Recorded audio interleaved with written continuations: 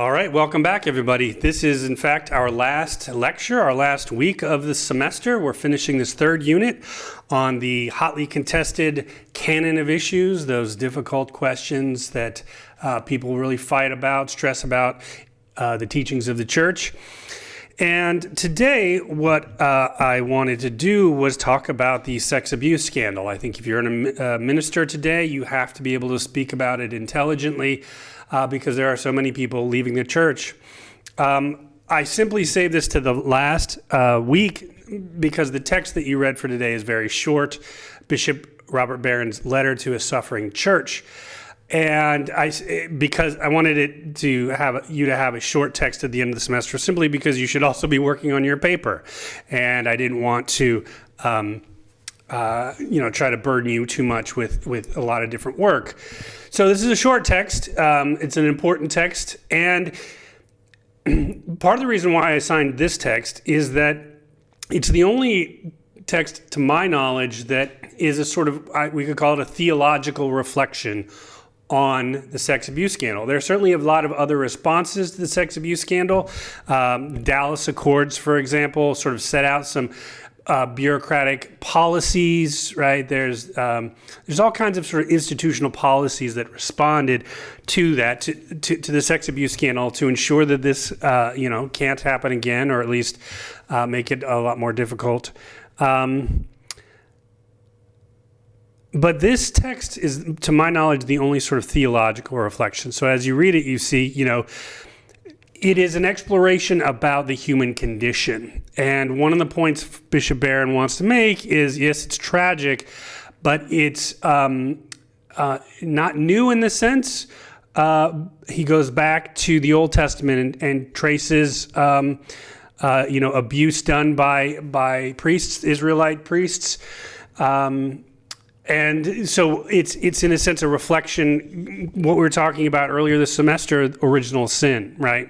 So it's tragic, it's horrible, but he wants to put it in the historical context to show this is certainly not the only time this has ever happened. Again, it's not an excuse, but it's simply an attempt to step back and realize, why does Christianity exist? Christianity exists because of original sin, because we sin and we fall short. So this is our sort of response to it, or God's response for us, I guess is another way of putting it.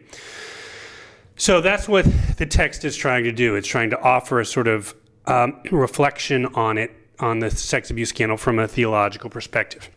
One of the chapters that Bishop Barron has in the text is a sort of plea as to why we should stay, because there are a lot of people who are leaving the church because of it.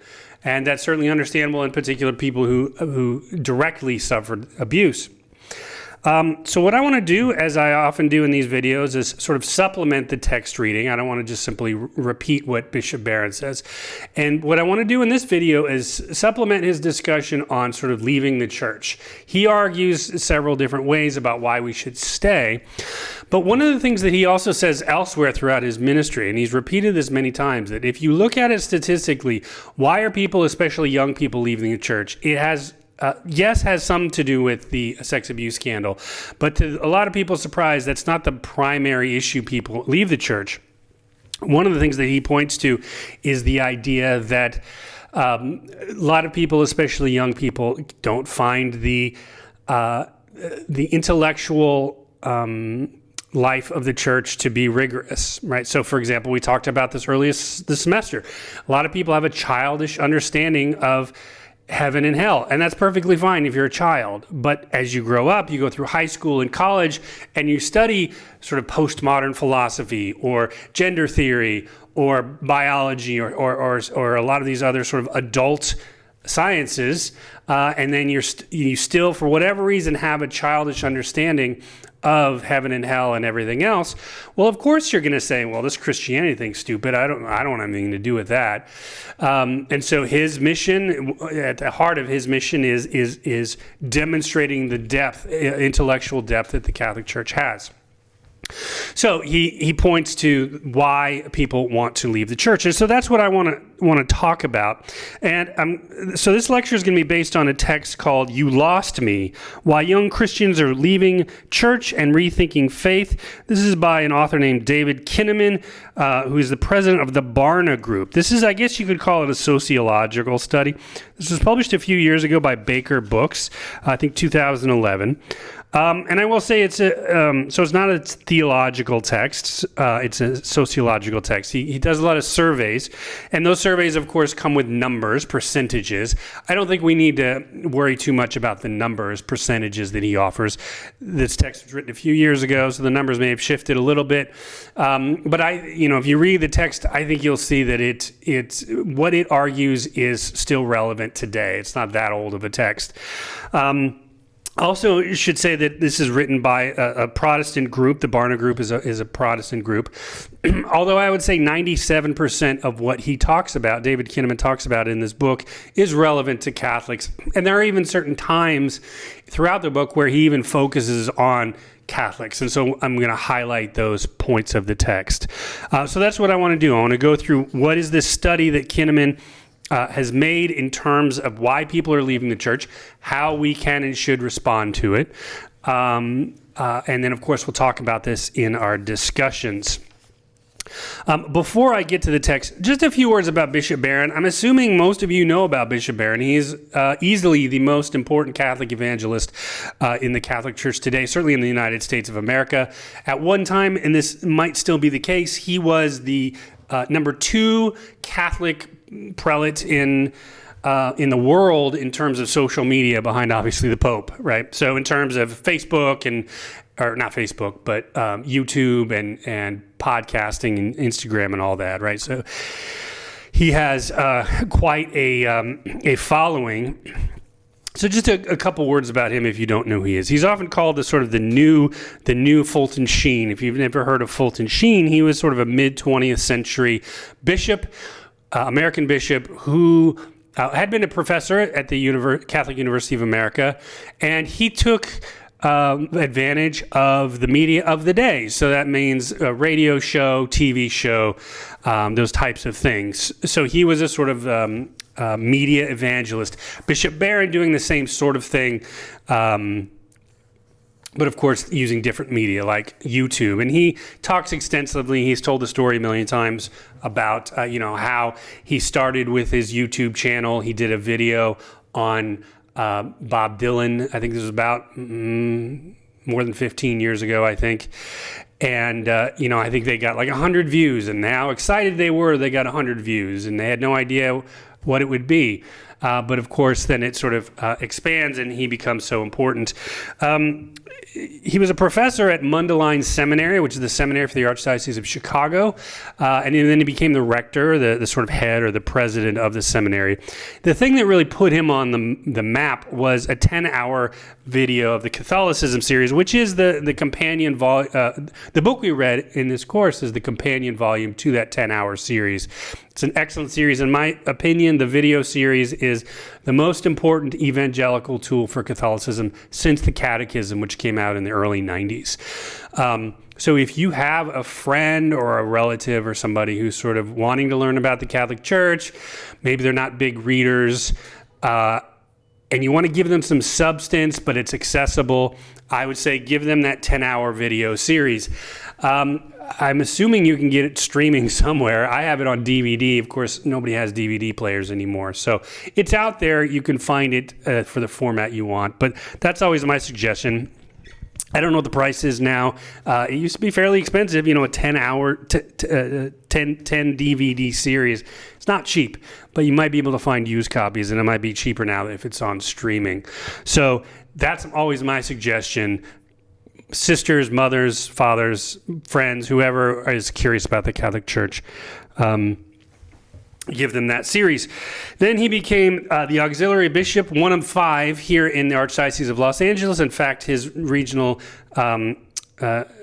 his region was here. It's called the Santa Barbara region, where the seminary is.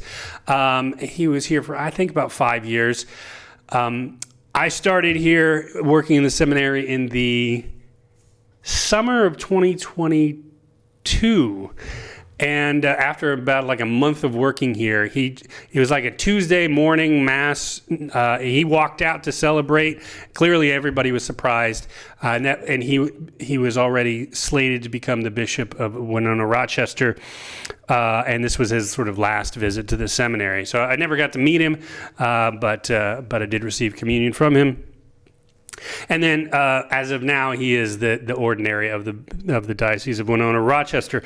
So I recommend, we read his book this semester. I recommend his YouTube channel, his podcasts. He is the sort of model, I think, for what he's not a layman, obviously, but what lay ministers can and should do, right? He's using media. He's not dumbing down the faith. You hear him say this all the time. Right now he's probably about 60 years old. So of that generation, how he was growing up, in his 60s and 70s and into the 80s, and how Catholicism was dumbed down. So his sort of mission is to present the Catholic Church in its beauty, in its truth, in its goodness, and to show this is serious stuff, that we're a serious intellectual tradition. So if you don't follow him already, you should be following Bishop Barron. All right, so let's jump into the Koman Text. Again, this sociological survey exploring why do young people in particular, he focuses on, leave the church, and they mean that in the sort of broadest sense of Christianity. But here, this is on page 23, he talks about specifically Catholics, so I wanted to highlight that. And the question is, why do young people leave the Catholic Church? And one of the things he points out is that the Catholic answer is not radically different from other Protestants. He says, again, let's not worry too much about percentages here, but he says 21% say the clergy sex abuse scandal made me question my faith. Again, this is written in 2011, so the sex abuse scandal started almost 10 years earlier. So it had been, in the air for a while now. So 21% say the clergy sex abuse scandal made me question my faith. 13% had a mostly negative experience in the Catholic school. 40% say teachings on sexuality and birth control are out of date. 28% the church does not ordain women.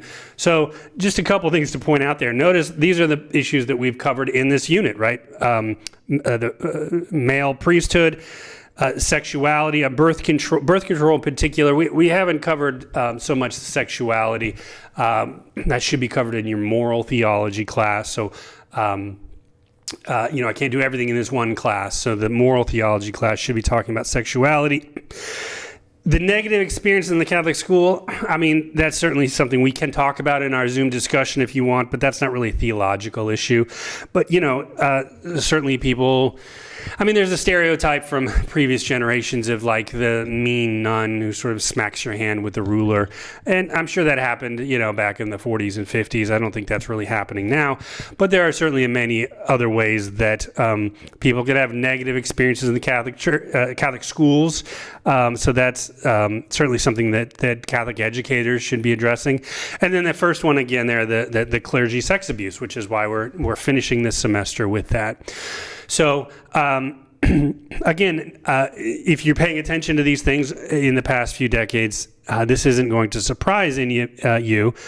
But notice there, again, 40% say the teachings on sexuality and birth control, which, again, not worrying about the percentage numbers there, but just I think this confirms Bishop Barron's general point, which is people sort of don't recognize that the Catholic Church's teachings on sexuality and birth control, think back to what we talked about with Paul VI's text, they just think that the Catholic Church hates sex or hates gay people or whatever it is, and doesn't either know or understand at the deep level that there is a teaching, and that's why we've covered it in this semester. So not surprising, but challenging to you as lay ministers, right? So you got to know these things, know why people are leaving the church, especially young people, and to be able to respond to them. Another thing that this Protestant book talks about is the idea of the perception of the Mass. And, I'm glad that they talked about that. So when surveying young people, what did young people say about the Mass? So 1/3 indicate that the Mass is supposed to be meaningful, but it feels like a boring obligation. And 1/5 say that older people seem more important than younger people in my parish. To the first point, I mean, there's nothing to talk about there. That's just, we've all heard that a million times, and I think for good reason, right? How do we make the Mass meaningful, beautiful? I wrote a whole text on the Eucharist, trying to explain the fruits or effects of the Eucharist in an attempt to sort of explain why go to Mass, right? That by going to Mass, and cooperating with God's grace, you can be transformed and then go out into the world and transform the world. But this idea, we've all heard it a million times. Bad music, cantors who can't sing, impious behaviors happening, a million different reasons why, and we need to take this seriously. For a lot of people, going to Mass is their, especially young people, if they're dragged to Mass, it's their only real experience of Catholicism, unless maybe they go to a Catholic school. So why are we shocked that if the one thing that you have in your encounter with Catholicism is weekly Mass and it's boring, we shouldn't be shocked? The other one's a little more surprising to me, and maybe we can talk about this in our Zoom call conversation. Older people seem more important than younger people. I guess on the one hand, maybe that means when you look up at during Mass, the lectors and the cantors, et cetera, are usually older people. That's true. But Bishop Barron is constantly talking about the young people. We had the Synod on the young people a few years ago. So it seems to me that the Catholic Church is constantly asking this question. How do we keep the young people from leaving? You've heard me ask that question a million times in our Zoom discussions in ministry. So again, maybe it's just looking at the altar and seeing old people, other than maybe the altar servers are often young people. But this is something for us to talk about. But for whatever reason, young people feel that older people are important and young people are sort of getting ignored. Earlier this semester, we had a unit on Christology, right? Trinity and Christology. Who is God? Who is Jesus? One of the things that this text talks about, and I think is really important as to why people might be leaving the church, young people in particular, is how do young people understand who Jesus is? And this study found young people are more likely than any other age group to believe that Jesus sinned, to doubt the miracles of Jesus performed. Number 3, to express skepticism about his resurrection. And number 4, despite their previous religious experiences, 20-somethings are the least likely to say they are confident that Jesus Christ speaks to them in a way that is personal and relevant to their circumstances. So notice some of these are doctrinal, right? That we talked about the resurrection earlier this semester, and how Paul says if Christ wasn't resurrected, then our faith is in vain. That the entirety of the Christian life revolves around the resurrection. So if you don't believe that Christ was resurrected, then, well, it makes sense that you would find this Christianity thing to be irrelevant or suspicious or something like that. And why do they find that resurrection is dubious? Well, again, maybe in light of things like the understanding of biology, of science, the sort of incredulity that any human being could be raised from the dead after 3 days. But the point I wanted to draw out here is, again, that yes, sex abuse scandal is important, and people are leaving the church because of that. But if you don't have a sort of solid understanding of who Jesus is, the resurrection, the central teachings of the church, then Jesus becomes just some nice guy who taught some ethical things that maybe you should follow, but you don't have to be a follower of Jesus. And if Jesus doesn't have any sort of relevance personally to my circumstances, then again, why would you want to dedicate yourself to him? So this is something that as ministers we need to explore and think about. How do we, first of all, teach sound doctrine about who Jesus is? How do we make it relevant to their lives, to their personal experiences, and make them want to fall in love with him? Several chapters in this book talk about this idea, again, of dropping out of Christianity. And the book wants to sort of say, well, dropping out isn't just one thing or manifests itself in one way, that there are different ways that young people are dropping out of the church. And so they explore this in detail. And there are three categories that they use to describe the way that young Christians are dropping out of Christianity. And these are terms that I've only seen in this book. I think, like a lot of sociologists, they tried to coin some terms and hope that they would catch on. I don't think these terms ever caught on. So don't get too caught up in the terms. If you use these terms out in your ministry, probably people will not know what you're talking about. But I think the categories themselves are relevant. So the terms are nomad, prodigal, and exile. Nomad, prodigal, and exile. So again, don't get caught up in those three titles, but pay close attention to the categories themselves, because I think that they are instructive. Nomad is described as people who walked away from the church but consider themselves Christian. Right? So you hear this sort of thing a lot, like, I don't need institutional church. I don't need to go to church on Sunday or any other day. I just need to, have me and the Bible and my relationship with Jesus. The prodigal is described as people who've lost faith and are self-described as no longer Christian. And then these exiles are still invested in their faith, but feel stuck and lost between church and culture, right? And we've talked extensively in this class, in this program in general, about that relationship. How should Catholics relate to culture, certainly without being overwhelmed by it. So nomad, prodigal, and exile. Just to go a little more deeply into those three different terms, this book dedicates several chapters to these, so it goes into quite a lot of detail, which I don't want to get into here. But nomads, several points that are described. Again, nomads are those who walked away from church but still consider themselves Christian. For example, they believe that personal involvement in a Christian community is optional. The importance of faith has faded. The most are not angry or hostile to Christianity, that they just sort of see it as irrelevant to their lives. And many are sort of spiritual experimentalists. So, picking and choosing from different traditions, or even different within Christianity, different Christian traditions. So a sort of hodgepodge approach. So that's the nomads, that they're not committed institutionally, but that they still find some meaning in it and will call themselves Christians. Number two, the prodigals, again, that they've lost faith and they're self-described as no longer Christians. Some more points of detail with them. They feel varying levels of resentment towards Christians and Christianity. Maybe, again, thinking back to what we saw, some Catholics had a bad experience in the Catholic school system, and they resent it, or have not just a bad taste in their mouth, but maybe are angry. They disavowed returning to church. They've completely moved on from Christianity. Their regrets, if they usually have them, which they usually don't, but if they do, usually centers on their parents.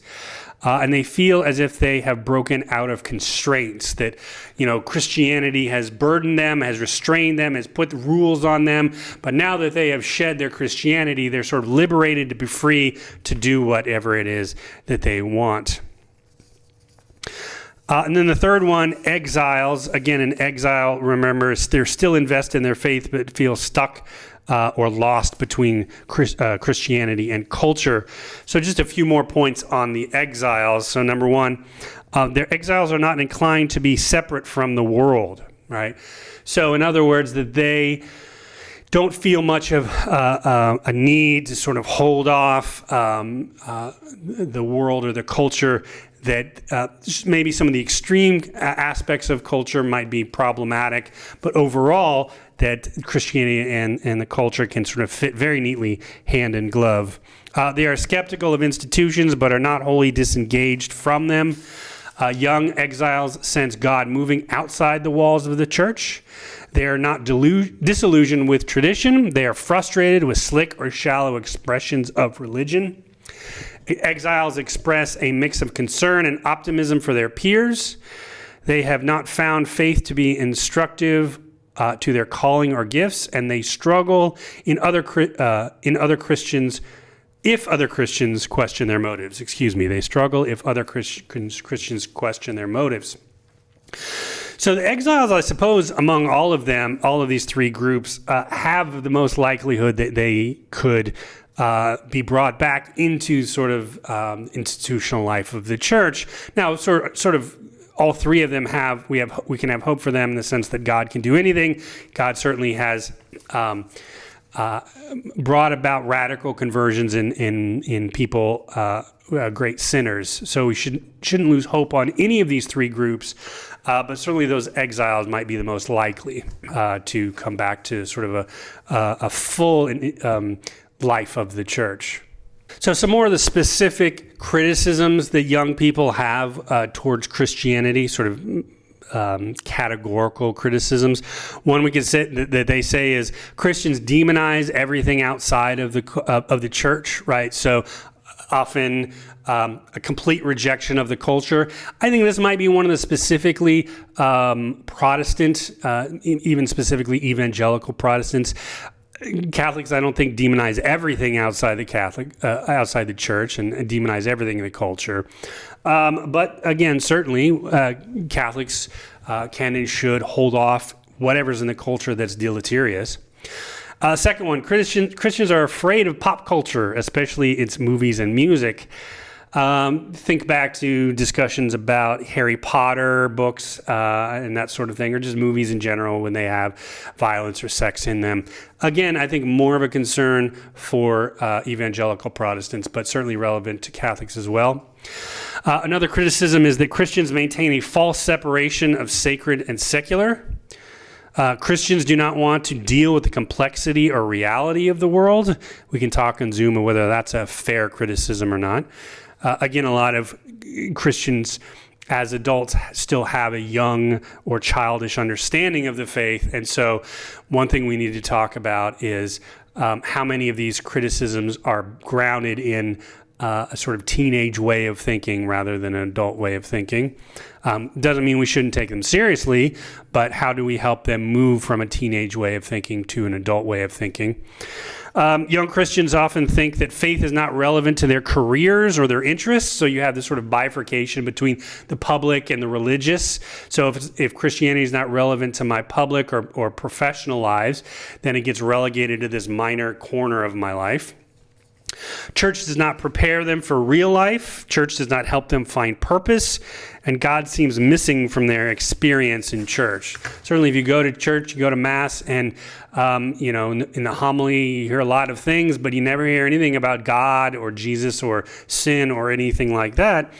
And you just hear sort of platitudes or vague moral promptings. Again, why even bother with going to church on that? This book also explores, as does Bishop Robert Barron, extensively the question of religion and science. We don't really get into that in this program, but at least not in the classes that I teach. But this is certainly something important in light of things like Darwinism. If you haven't already, I would strongly encourage you to watch Bishop Barron's videos on religion and science. He has a lot of them. He repeats himself a lot, but that's a good teacher repeats himself or herself because that's the way you get people to learn. So from a Catholic perspective, we don't believe religion and science are necessarily in opposition. In fact, but whatever is true in science is in harmony with Christian teachings, because all truths, whether they're theological truths or scientific truths, come from God. All things come from God. So we shouldn't be scared of science. So I strongly urge you to explore Bishop Barron's videos on religion and science and sort of learn and to be able to respond using him as a model. But just a few things that, and Bishop Barron talks about these as well in his ministry, how young people think about religion and science.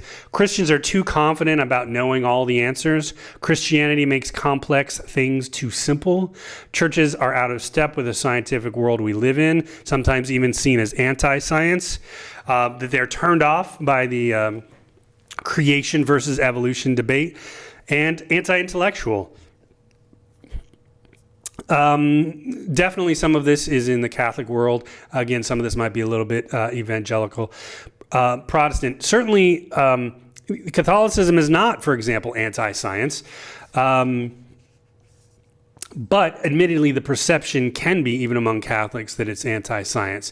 So there's often a disconnect between perception and reality. A lot of Catholics will say, oh, the Catholic Church is against science, which is just not true. So it's our job as ministers to help people understand what the church does think about science.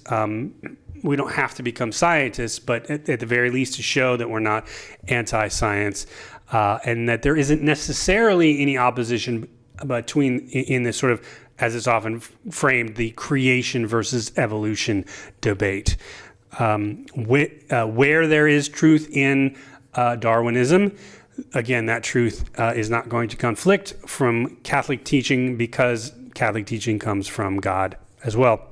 Last point to make before we move on to the sort of how do we respond to these, and of course, looping back to something that was mentioned earlier in the text, sexual issues. There's this great line in the text that says, "No one leaves the church because of doctrine of the Immaculate Conception. They leave for pelvic reasons," right? Maybe a little bit overly reductionist. Certainly these days people don't get too worked up about the Immaculate Conception itself, although people, as we have seen earlier in this unit, people will leave the church because of church teaching. Again, the male priesthood issue, for example. But I think the general sense of that quote is right. What are young people in particular more interested in? They don't really have that much interested in thinking deeply about the doctrinal truths of the church. In the culture we live in, and we are inundated with sex, whether it's discussions about sexuality, transgender, all those things, and then just sort of their own biology. Of course, we are biological, and God called us in Genesis to be fruitful and multiply. So a lot of young people in particular are rejecting the church's teachings. Again, oftentimes not even the teachings themselves. It's just a misunderstanding of the church's teaching, that there's a disconnect between what the church teaches. So, I mean, obviously, number one is we need to be able to speak intelligently, for example, why the church says what she says about contraception. So just a couple of points here from the book and why young people leave the church about sexual issues. They find that the church is repressive sexually. They do not want to follow the church's rules. They want more freedom in life and not finding it in the church. Right? Freedom, of course, is the watchword of our society today, our postmodern society. If and when they make sexual mistakes, they feel judged.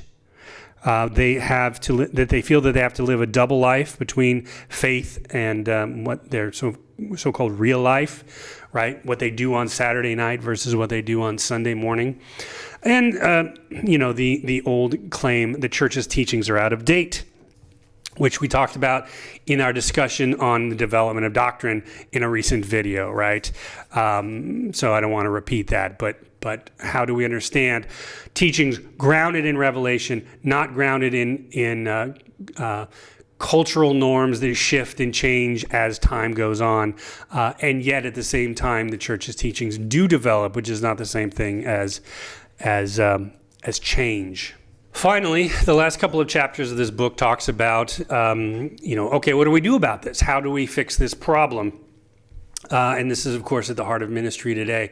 How do we minister to people who are thinking about leaving the church?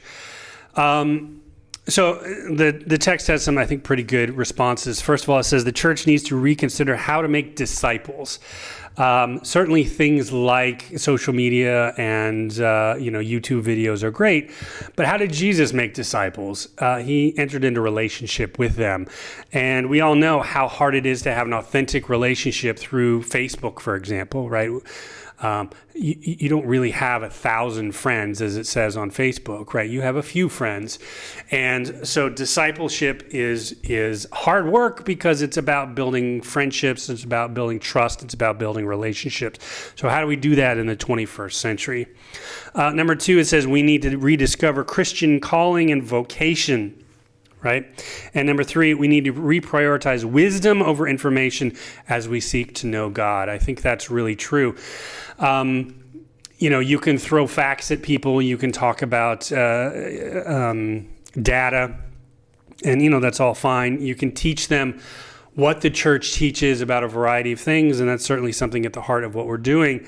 But we can't stop there. We have to then move on to, I think, the more important issue, which is showing how the teachings of the church can then sort of translate into wisdom in the sense of how it applies to my life and how it can and should lead me to a life of flourishing.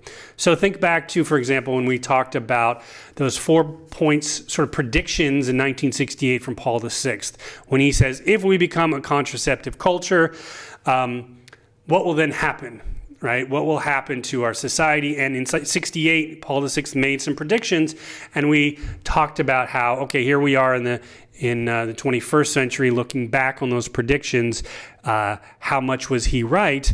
And what is the wisdom that Paul VI was talking about, right? So the wisdom of we all want to live flourishing lives. The teachings of the church, the rules of the church aren't to restrict us, even though that may be the perception, aren't to cramp us, but in fact to liberate us from our sins, to allow us to live fully flourishing lives. That often gets lost in discussion, conversation, fights between Catholics and Protestants, for example, or fights between the church and the world or the church and culture. So I agree with this argument from this text that we need to sort of often just shift the focus of our conversation to say, rather than simply, let me teach you what the church says about sexuality, but let us explore together, hand in hand, what is the wisdom that rests underneath the church's teaching, which is ultimately pointing to or guiding us to a life of flourishing.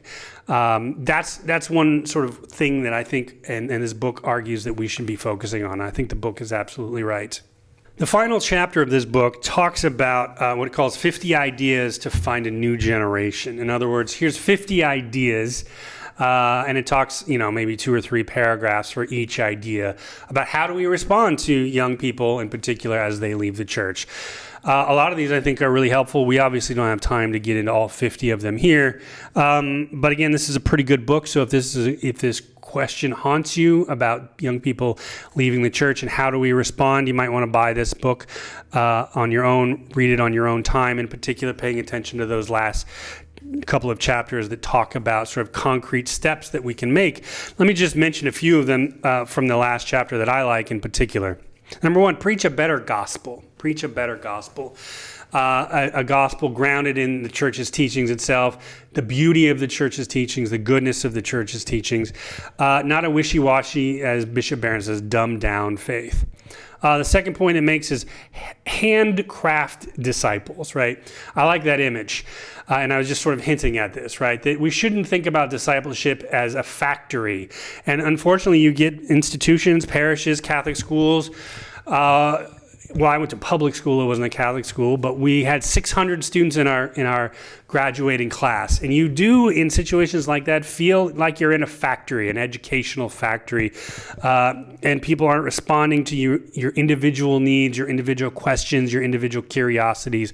People don't flame your passions, flame your interests, your desires. That you become just one widget among many widgets. And that idea of handcrafting. When you think about companies that make, handcrafted soap or something like that, it takes more time. It's more expensive to produce and therefore more expensive to buy. You generally don't make it in mass quantities. And yet, oftentimes, those sort of handcrafted products are better than the mass-produced products. And I kind of like that image. I mean, it's sort of taken from sort of a capitalist way of thinking. But I like it. Handcraft discipleship. That's what we need to do. Stop trying to minister to 1,000 people and minister to a handful of people. And if we all do that, if we all do that, then we can make, I think, serious headway. The third point, recenter on Jesus. Recenter on Jesus. We've gotten away from preaching about Jesus, probably because of, or it's probably a circular problem that we hinted at earlier. Jesus is not seen as relevant. His resurrection is sort of seen as dubious. So if people are thinking already that Jesus is just a nice guy, a loving guy, but isn't God and human, then why preach on him? So recenter our focus on Jesus. Number 4, take education seriously. This is certainly something that Bishop Barron and I do as well. And again, it's education not simply in the sense of making people memorize facts, but then seeing the beauty and the wisdom of the church, and educating young people in definitely the intellect, but human formation, spiritual formation, and have those sort of handcrafted disciples. Strengthen family ties. We have a whole course on this, pastoral ministry for marriage and families, because we have, divorce and single family households, and the sort of travesty of our culture, and the effects of that. Strengthen on families. Strengthen parents, strengthen marriages, strengthen their relationship with kids. The domestic church is so important. I've often said, the most important leader in the church is not the Pope. The most important leader in the church is the mother and the father.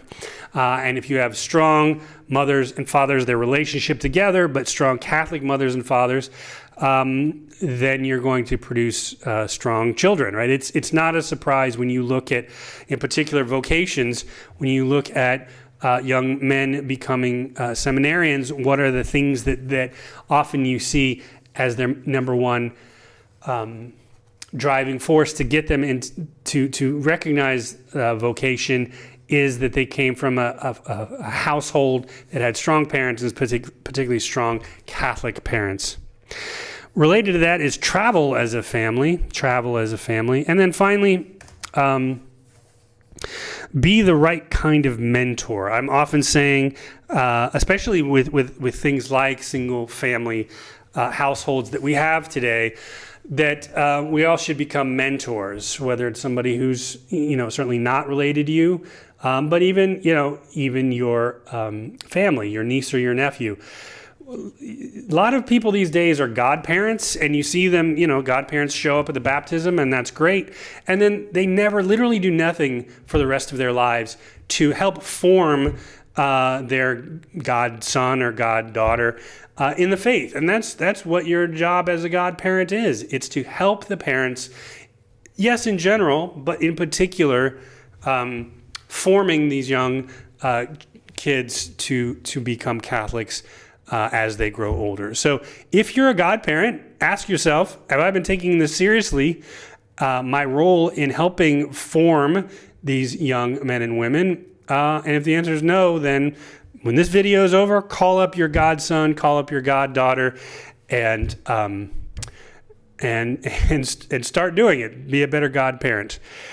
So there you have it. Not just this particular lecture, not this particular unit, but this semester, right? We've covered 3 things: fundamental theology. What are those fundamental premises, principles that rest underneath the church's teachings? Our second unit, what are the fundamental teachings? Who is God and who is Jesus?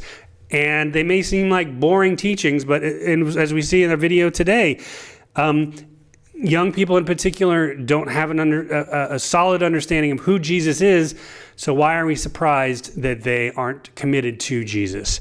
And then the third unit, addressing those canon of issues, the hot button issues that are contested in our church today, certainly within the boundaries of the church, but also when non-Catholics look at the Catholic Church, and what do they see, what do they focus on, these particular issues.